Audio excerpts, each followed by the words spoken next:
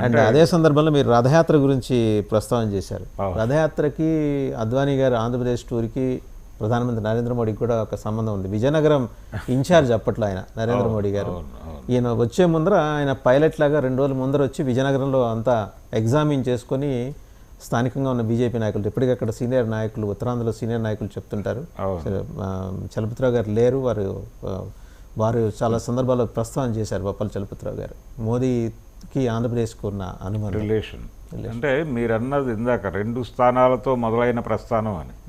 ఆ 2 స్థానాల్లో ఒకటి అప్పటి ఉమ్మడి ఆంధ్రప్రదేశ్ నుంచి వెళ్ళింది జంగారెడ్డి గారు, హన్మకొండ నుంచి కంట్రిబ్యూట్ చేశారు. అది చాలామంది ఏమనుకుంటారంటే ఆ 2 సీట్లు వాజ్పేయి అద్వానీ గెలిచారు అనుకుంటారు. కాదు, అది ఆంధ్రప్రదేశ్ నుంచి కంట్రిబ్యూట్ అయినటువంటి సీటు. అక్కడి నుంచి వాళ్ళ ఎదుగుదల ప్రారంభమైంది ఈ 2 స్థానాల నుంచి. ఈ ప్రస్థానంలో అద్వానీ నిర్వహించిన పాత్ర చాలా కీలకం. అంటే అగ్రెసివ్గా ఉండాల్సిన ఏరియాలో సందర్భంలో అద్వానీని ముందుకు పంపించడం, అలాగే లౌకికంగా అందరినీ కలుపుకొని వెళ్లాల్సినటువంటి సందర్భం ఉన్నప్పుడు వాజ్పేయిని ముందుకు తీసుకురావటం, ఇంకొంచెం అగ్రెసివ్గా వెళ్లాల్సిన సందర్భం ఉంది అనుకున్నప్పుడు మురళీ మనోహర్ జోషిని దింపటం, ఇలా ఒక వ్యూహాత్మకంగా వాళ్ళ ముగ్గురిని నడపటం కనిపిస్తుంది మనకు భారతీయ జనతా పార్టీ ప్రయాణంలో. అంటే ఏ ఫేజ్లో ఎవరు అవసరమో వాళ్ళకి నాయకత్వం అప్పచెప్పటం. అంటే ఒక రకంగా ఆ ముగ్గురిని మనం ఇలా చూడొచ్చు సార్. లిబరల్ డెమోక్రాట్స్ అంటే వాజ్పేయి గారు, అవును, కన్జర్వేటివ్స్ మురళీ మనోహర్ జోషి గారు, అండ్ కొంచెం హార్డ్ కోర్. సో ఈ రిపబ్లికన్స్ అనే దగ్గరకు వచ్చేప్పటికి అద్వానీ గారు. సో కానీ అది వాళ్ళ వ్యూహాన్ని వాళ్ళు అమలు చేశారు సమర్థవంతంగా. ఇక్కడికి వచ్చేప్పటికి ఇక ఒకటే పద్ధతిలో ఇప్పుడు బీజేపీ వెళ్తుంది. అంటే ఒక ఎరా అద్వానీ వాజ్పేయి గారు ఎరా అంటే పొలిటికల్గా అయిపోయింది బీజేపీలో ఇప్పుడు కొత్త శకం. ఇదే కంటిన్యూ అవకాశాలు కనిపిస్తున్నాయి మీకు?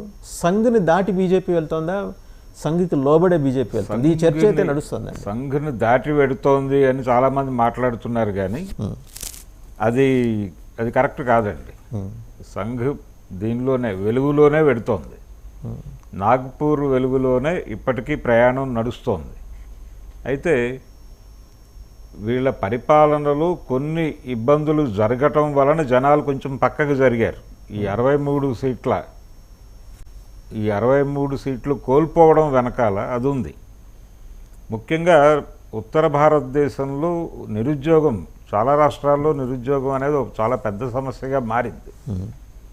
ఉపాధి అవకాశాలు లేక వలసలు వెళ్ళిపోతున్నారు చాలా ప్రాంతాల నుంచి. మీరు ఆంధ్రప్రదేశ్లో కానీ, తెలంగాణలో కానీ, తమిళనాడులో కానీ, ముఖ్యంగా దక్షిణాది రాష్ట్రాల్లో ఏ పల్లెకైనా వెళ్ళండి, ఏ మారుమూల పల్లెకైనా వెళ్ళండి, అక్కడ పెట్రోల్ బంకుల్లోనూ, హోటల్స్లోనూ, ఇళ్లల్లోనూ పనిచేస్తున్నటువంటి వాళ్ళల్లో బెంగాలీలు కనిపిస్తారు మీకు, బీహారీలు, నేపాలీలు కనిపిస్తారు, జార్ఖండ్ వాళ్ళు చాలా ప్రముఖంగా కనిపిస్తారు.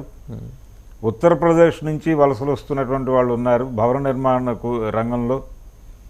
మధ్యప్రదేశ్ నుంచి వలసలు వస్తున్నారు, సెక్యూరిటీ ఏజెన్సీస్లో సెక్యూరిటీ గార్డ్స్గా కనిపిస్తున్నారు. అవును, వీళ్ళే ఉత్తరప్రదేశ్, మధ్యప్రదేశ్ నుంచి వస్తున్న వాళ్ళు. మనకి గతంలో నేపాల్ నుంచి, అలాగే బెంగాల్లో ఈస్ట్ డివిజన్ నుంచి వచ్చేవాళ్ళు విపరీతంగా ఉండేవాళ్ళు ఈ సెక్యూరిటీ మీరు చెప్పినటువంటి ఏరియాలో. కానీ ఇప్పుడు ఆ ఏరియాలో చాలా ఇతర ప్రాంతాల వాళ్ళు కూడా వచ్చేస్తున్నారు. దీని వలన ఏం జరుగుతుందంటే సౌత్లోనేమో ఒక సమస్య ఉంది, వీళ్ళు తక్కువ కూలీకి పనిచేస్తున్నారు ఇక్కడ, అక్కడ నుంచి వచ్చేసి పొట్ట చేత్తో పట్టుకొని. దాంతో ఇక్కడ ఉన్నటువంటి స్థానికులకి కూలీ రేట్లు పెరగటం లేదు.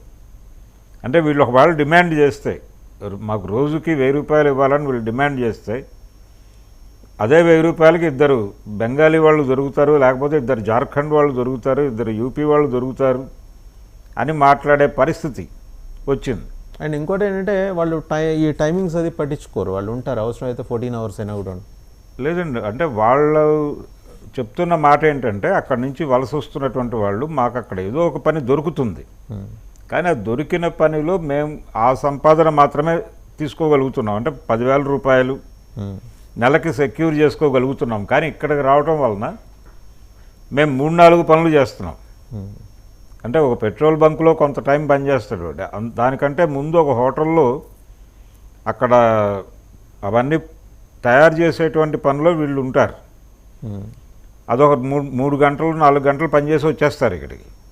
ఈ పని చేసేటువంటి ప్రాంతంలోనే వీళ్ళు పడుకోవటము, అక్కడే స్నానం చేయటం, అక్కడే ఇక వేరే షెల్టర్స్ ఏమి ఉండవు వీళ్ళకి. దీంతో వీళ్ళకి అక్కడ సంపాదించే దానికంటే 3 ఇక్కడ సంపాదిస్తున్నారు. ఎంతో కొంత కుటుంబానికి పంపించుకోగలుగుతున్నారు. ఇది బాగానే ఉంది. కానీ ఇక్కడికి వచ్చి బతకాల్సిన పరిస్థితి ఉంది అంటే కుటుంబాలను వదిలేసి వచ్చేస్తున్నాము అనేటువంటి ఫీలింగ్ వీళ్ళకి ఉంది. అలాగే కుటుంబాలకు కూడా ఉంది. అది ఎక్కడికో పంపించి అక్కడి నుంచి డబ్బులు తెచ్చుకుని బతుకుతున్నాం అనే బాధ వాళ్ళకి ఉంది.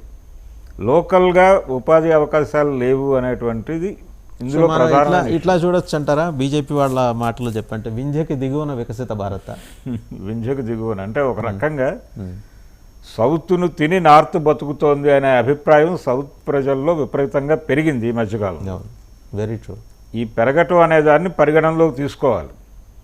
అందుకని భారతదేశ వ్యాప్తంగా మొదటి నుంచి కూడా మనకు ఇంకొక వివాదం ఉంది. అంటే తమిళనాడు నుంచి చాలా సందర్భాల్లో కరుణానిధి, అంతకుముందు అంటే పెరియార్ నుంచి ఈ వాదన వినిపిస్తోంది మనకి. చాలా ఉద్దేశపూర్వకంగానే సౌత్లో ఎంపీ స్థానాలు తక్కువ ఉంచి నార్త్లో విపరీతంగా అంటే పరిపాలన మొత్తం నార్త్కి కేంద్రీకరించి సౌత్ని అలా తొక్కిపెట్టి ఉంచుతున్నారు అనే అభిప్రాయం కరుణానిధి చాలా సందర్భాల్లో మాట్లాడాడు బహిరంగ వేదికల మీద. ఎన్టీ రామారావు గారు కొంచెం దాన్ని ఎన్హాన్స్ చేసే ప్రయత్నం చేశాడు. ఈ వెలుగులోనే వీళ్ళు లౌకికవాద అంటే సెక్యులర్తో పాటు ఒక ఫెడరల్ ఫ్రంట్లో ఏర్పాటు చేయాలి అనేటువంటి ప్రోగ్రాం ఒకటి నడిచింది తమిళ రాజకీయాల నుంచి. ఎంజీఆర్ వచ్చిన తర్వాత కొంచెం వెనకతట్టు పట్టింది అది. ఎంజీఆర్ కొంచెం కాంగ్రెస్ అనుకూలంగా వ్యవహరిస్తూ ఈ నినాదాన్ని కొంచెం పక్కకి జరిపాడు ఆయన. అంటే ఫెడరల్ ఫ్రంట్ అనేదాన్ని. ఎన్టీ రామారావు వచ్చిన తర్వాత మళ్ళీ ముందుకు లాగాడు దాన్ని. ముందుకు లాగి ప్రాంతీయ పార్టీల కూటమి, జాతీయ స్థాయిలో ప్రాంతీయ పార్టీల కూటమిని అధికారంలోకి తీసుకురావాలి అనేటువంటి ఎజెండా. అందుకని కాంగ్రెసేతర ముఖ్యమంత్రుల సమావేశం పెట్టాడు ఆయన విజయవాడ. వాస్తవానికి ఇవాళ మనం రాజమౌళి గారి RRR గురించి మాట్లాడుకుంటున్నాం, కానీ అప్పుడే రామకృష్ణ హెగ్డే, రామారావు గారు, రామచంద్ర లేదు, మీరు ఫారూక్ అబ్దుల్లాని కూడా తీసుకొచ్చి విజయవాడలో మాట్లాడించటం. అంటే కాశ్మీర్ నుంచి ఎక్కడ ప్రాంతీయ పార్టీ ఉంటే భారతదేశంలో ఆ ప్రాంతీయ పార్టీ నాయకులను పట్టుకొచ్చి ఆ సభలో మాట్లాడించేటువంటి ప్రయత్నం చేశారు.